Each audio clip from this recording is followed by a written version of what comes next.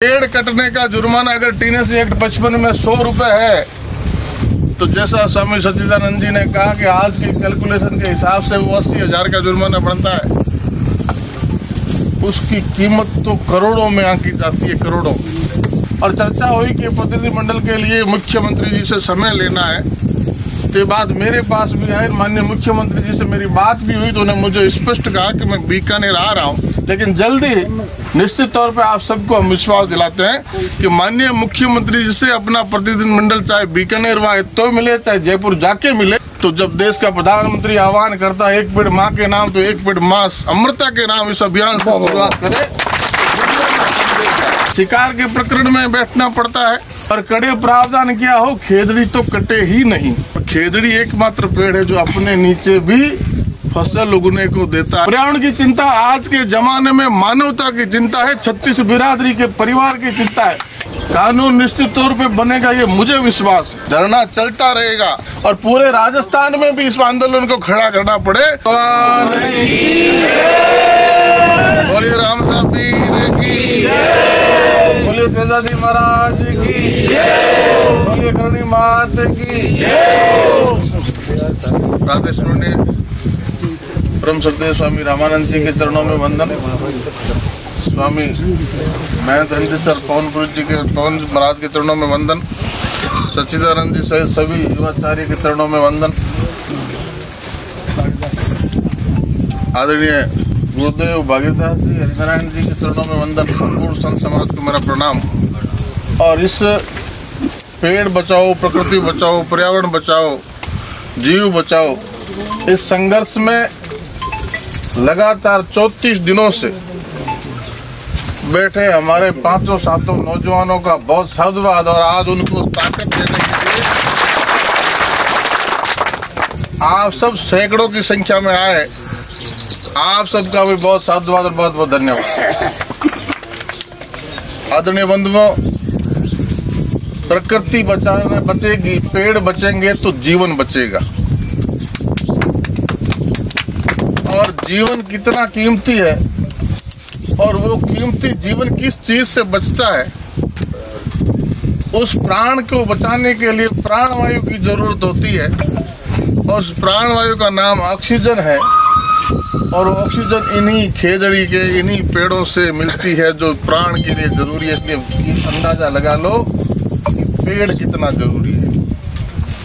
और ये बात जो राजाराम जी ने कही, चाहे बनवारी जी ने कही, चाहे हमारे बोलने वाले सभी नौजवान साथियों ने कही, तो किसी भी यहाँ बैठा व्यक्ति इस महत्ता को पूरी तरह से जानता है। क्योंकि प्रकृति प्रेम, पर्यावरण प्रेम, जीव प्रेम आप सब जन्म घुट्टी के साथ लेके पैदा होते हैं। और पूरी दुनिया ने इस बात को देखा है। छप्पनीय काल की बात हुई, इसी तरह पेंडेमिक आती है, प्रति 100 वर्ष में एक महामारी आती है। और 100 वर्षों बाद इस बार जब कोरोना की महामारी आई, तो दुनिया के ताकतवर देश जो कहा करते थे कि हमारा हेल्थ स्ट्रक्चर तो बहुत मजबूत है, हमारी स्वास्थ्य सेवाएं तो इतनी उन्नत दर्जे की, आला दर्जे की है कि किसी भी तरह की बीमारी आएगी तो हमारा स्वास्थ्य ढांचा उसका मुकाबला करने में सक्षम है।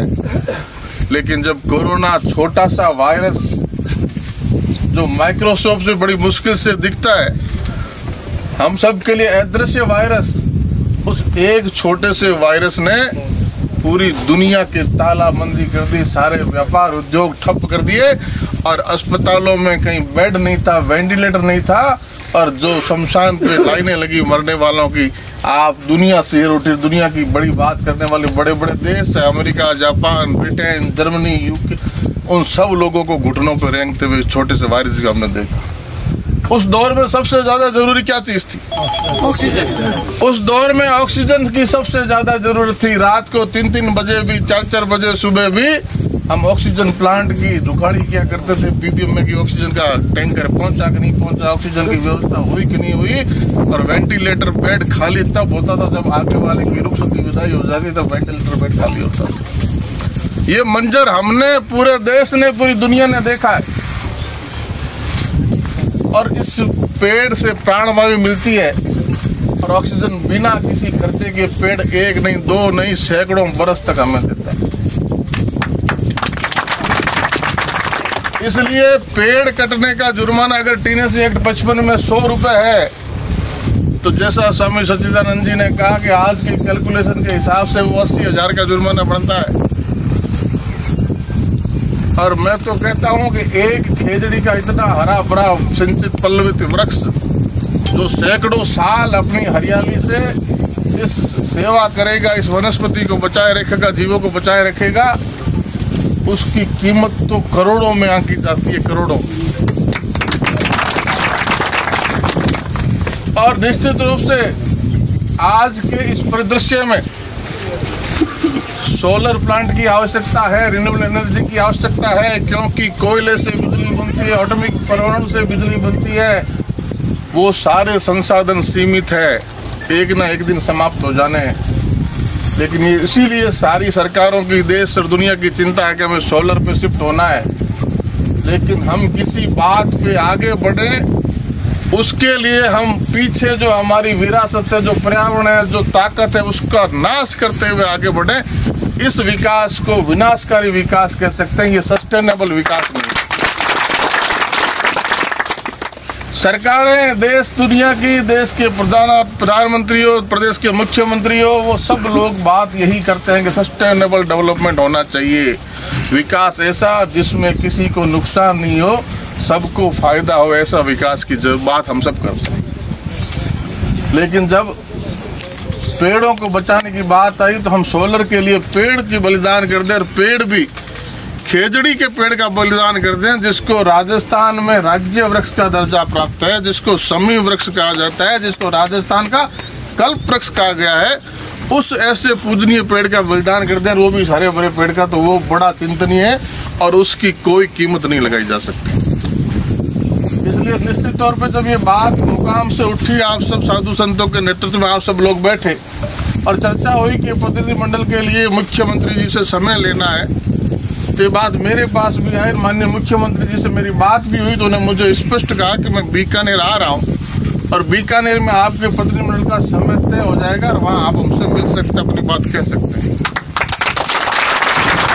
और उसके लिए कलेक्टर महोदय का भी फोन आ गया। पहले 17 का कार्यक्रम था, फिर 18 का कार्यक्रम हुआ और कलेक्टर महोदय ने अपने प्रतिनिधिमंडल के नाम भी मांग लिए और मैंने आपसे पूछ भी लिए कि अपने नाम भेज दो जिन लोगों को अपने प्रतिनिधिमंडल में मिलना है। लेकिन वो 18 का मुख्यमंत्री जी का कार्यक्रम दौरा रद्द हो गया बीकानेर का।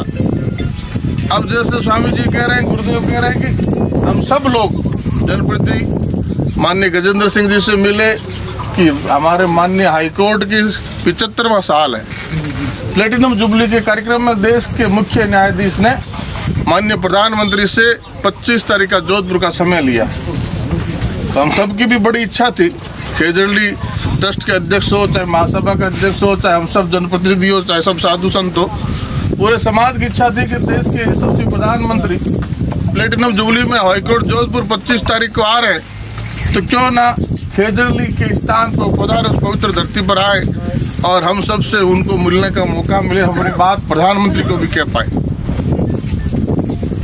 कल तक तो संभावनाएं थी कि 3 बजे से 7 बजे तक का हमें स्लॉट मिला है 25 तारीख को जोधपुर के लिए, लेकिन उसमें 5 से 7 हाईकोर्ट का, 3 से 5 समय रिजर्व था, उसकी तैयारी थी कि हमें खेजड़ी का मिलेगा।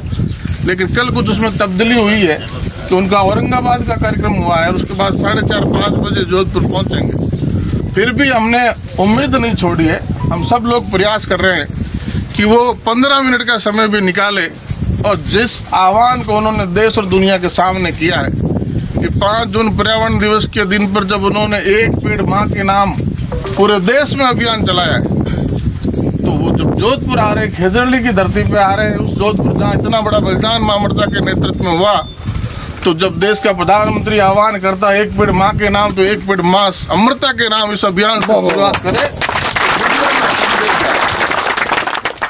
तो इसलिए हम प्रयास ये करें अभी भी कि उनका 15 मिनट का समय भी मिले तो वहाँ पहुँच के एक पेड़ लगा के एक संदेश देने का काम उस धरती से करें।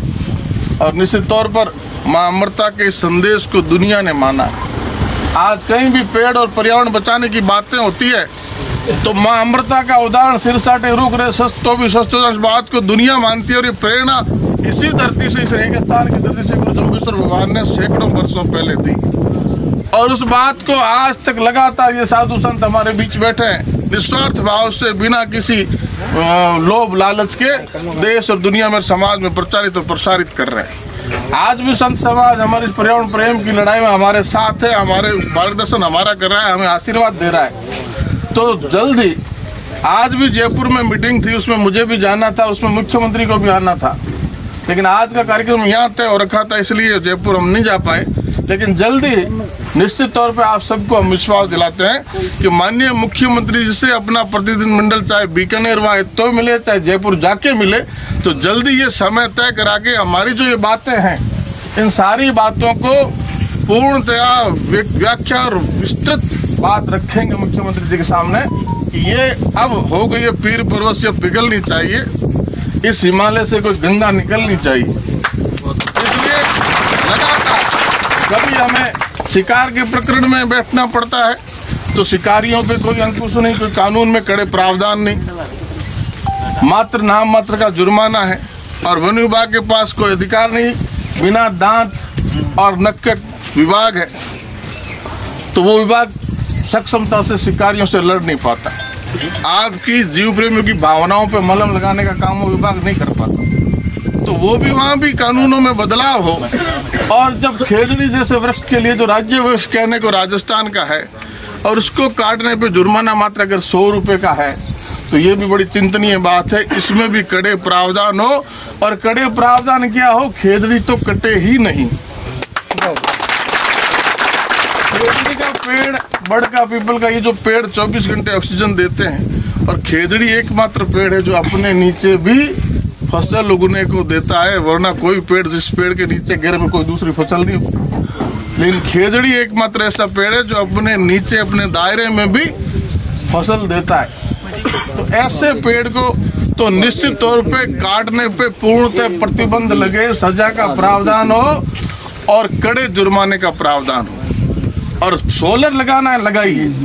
जमीनें हमारे राजस्थान में बहुत लंबी चौड़ी, आपके पास जैसे गुरुदेव ने कहा बैरन लैंड बड़ी है, वेस्ट लैंड बड़ी है, वो भी सरकारी जमीनें खत्म हो जाती है तो आप ये प्राइवेट लैंड लेते हैं। और किसान को भी आमदनी का एक जरिया है, वो भी उस अपने आमदनी के जरिए के लिए जमीनें देता है।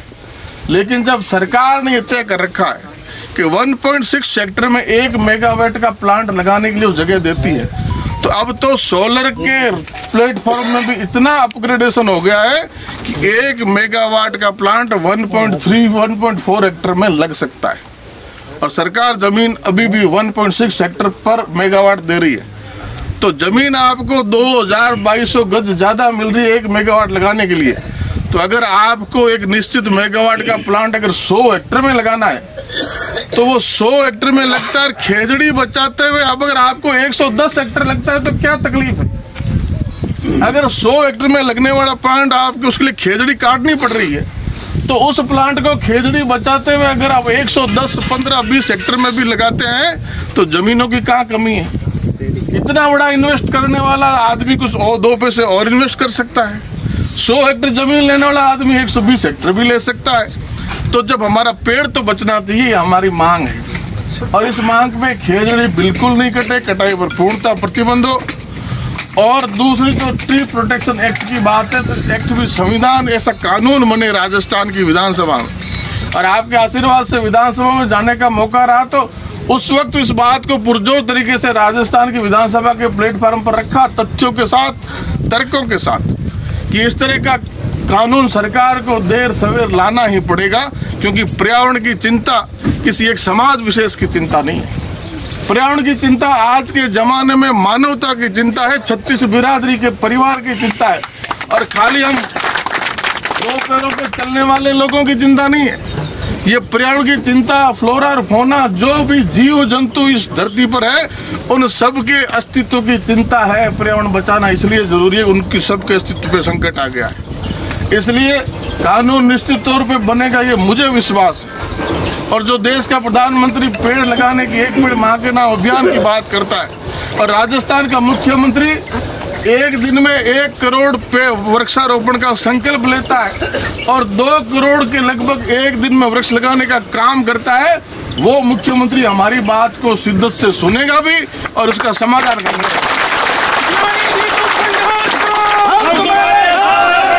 इसलिए गुरुदेव, आप सबका मार्गदर्शन रहेगा, इन नौजवानों का 36 बिरादरी के परिवार का साथ रहेगा। तो आज यहाँ खेजड़ी की पेड़ बचाने के लिए हम बैठे हैं, 200 किलोमीटर दूर कोई हिरण को बचाने के लिए बैठा है, कोई जीव को बचाने के लिए संघर्ष कर रहा है। तो निश्चित तौर पर हम हमारी बात उचित प्लेटफॉर्म पर प्रतिनिधिमंडल के साथ व्यापक रूप से जल्दी ही करेंगे, ये निश्चित है।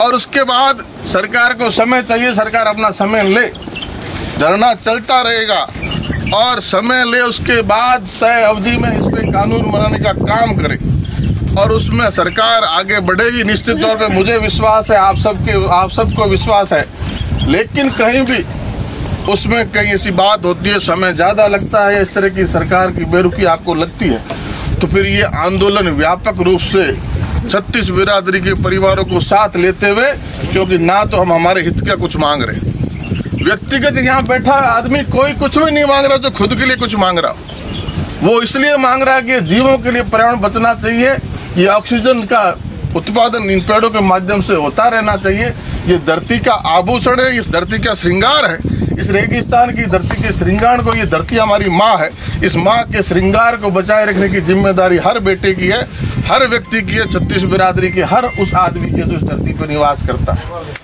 इसलिए उसके लिए चाहे संगरिया से लेकर सांचौर तक और पूरे राजस्थान में भी इस आंदोलन को खड़ा करना पड़े तो सब लोग आपके साथ आने को तैयार है, क्योंकि सबकी पहली चिंता पर्यावरण को बचाने की, पेड़ को बचाने की है। इसलिए व्यापक आंदोलन खड़ा होगा और पूरे प्रदेश भर में खड़ा होगा, चारों दिशाओं में सब जगह खड़ा होगा। तो सरकारों को निश्चित तौर पे करना ही पड़ेगा और बाकी सरकारें जो बनती है आपके वोट से, आपके आशीर्वाद से बनती है, चाहे किसी की बने। तो सरकारों की पहली चिंता मानवता की सेवा की है, मानवता की सेवा में पहली चिंता पर्यावरण और मानवता का संतुलन बना रहना चाहिए। हमारा जो पिरामिड है वो पिरामिड असंतुलित नहीं होना चाहिए कि कहीं पेड़ घट गया, कहीं जीव घट गया, कहीं जंतु घट गया, तो उस पिरामिड जो है उसमें गड़बड़ आ जाएगी तो सारी मानवता पे, सारे जीव जंतु पे, इस फ्लोरा और फौना पे संकट आ जाएगा। इस बात की चिंता हर सरकार करती है, इस सरकार भी पूरी निश्चित तौर पे इस बात की चिंता करेगी और जल्दी ही हमारा प्रतिनिधिमंडल मुख्यमंत्री जी के साथ बैठकर अपनी बात कहेगा और मुख्यमंत्री जी उसमें उचित समय पर उचित समाधान करेंगे, हमें विश्वास है। धन्यवाद।